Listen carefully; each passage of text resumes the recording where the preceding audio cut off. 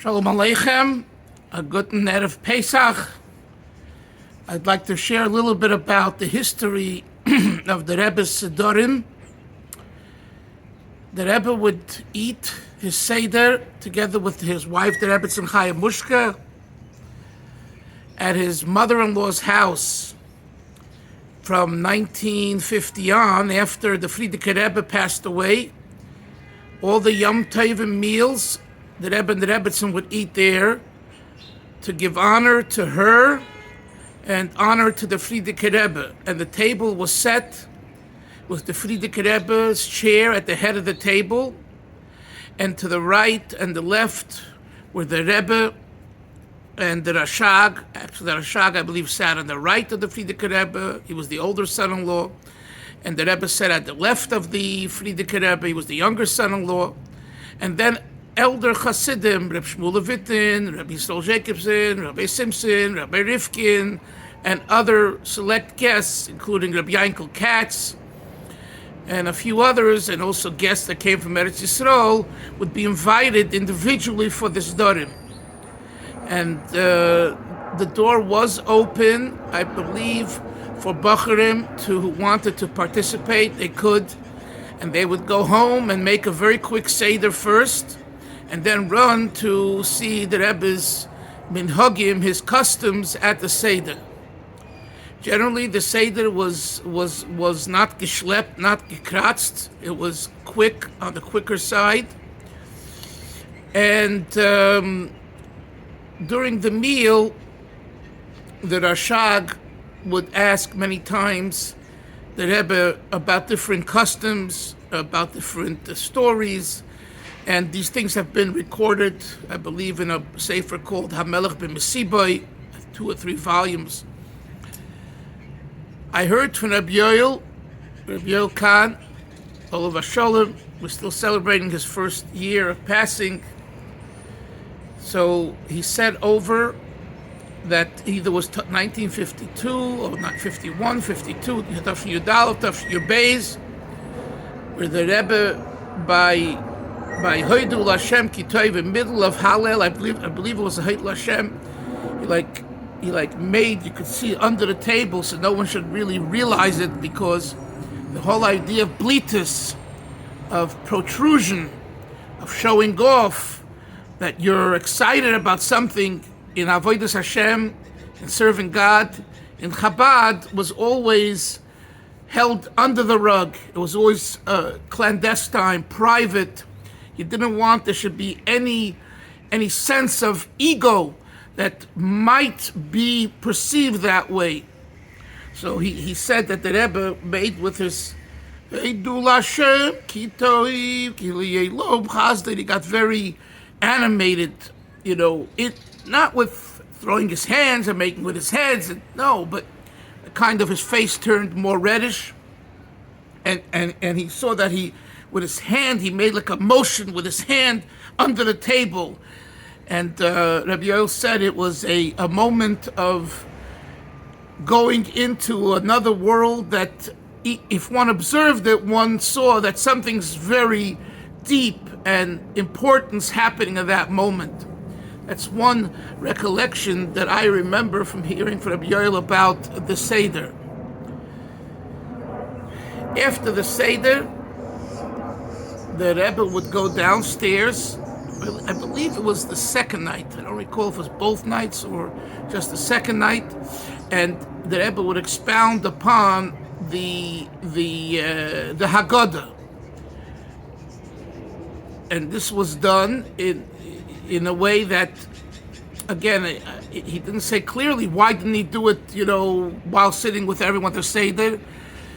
The sense I get is that the Rebbe, the reverence that he had for his father-in-law, although he physically wasn't there, was so real that you don't talk in front of this great tzaddik unless he asks you to say something. And even then, you mince your words, you're very limited out of respect. So the overall feeling was that we're going to do what we need to, the obligations of eating matzah and bara, say the Haggadah, we'll sing a niggin, and And even l'chaim, he was careful not to say l'chaim until, I think, drinking the 3 cups, and only in Shulchan Aruch, during Shulchan Aruch, he said l'chaim. He was careful because he didn't want it to be seen as drinking a 5th cup, which is against halacha. Although it wasn't a full cup, it was a little l'chaim, but any sense of concern that you could say maybe it's considered another cup, the Rebbe was so careful that it shouldn't be perceived that way. Overall, this was the 2 days of Pesach. The davening, which I attended many times, was very, very joyous, Hallel, Kriyas HaTorah, and it was a festive Yom Tov mood. During Chol HaMoed, Rabbi Yalis from Philadelphia would regularly come to visit the Rebbe. He would daven with a tefillah, I believe, one day Chol HaMoed, and then he would go into Yechidus upstairs. I also understand that sometimes there were other Rabbonim, select Rabbonim that came to the Rebbe's house or 770 to visit. There is a tradition that Chol HaMoed, you go Oila Regel, just like when the time the Beis HaMikdash, you went to the Beis HaMikdash, the pilgrimage to the Beis HaMikdash. So Rabbonim and Tzaddikim would visit each other during Chol HaMoed, and one would go to the other, and the other one would return the favor by going to them. The Rebbe himself didn't do this, but Rabbi Yalis felt this is his way of being Oila Regel. He came to the Rebbe. He had a relationship with the Frierdiker Rebbe, and then he continued it very much with the Rebbe, as we could see on the videos. He sits at the large Fabrengens. When he would come from Philadelphia, he sat to the right of the Rebbe. The Rashag was at the end of the table. The Rebbe was in the middle of the table, and the Rabbi Yalis sat on a chair in between them by the table. What do we have from all this? We have that we're about to go into Pesach, and Bedikas Chametz and Beer Chametz, and then we have the eating of godliness, which I've discussed already in a few clips this week. So we need to know that there is the way a Chassid, a Lubavitcher Chassid, does Pesach. He does the Seder.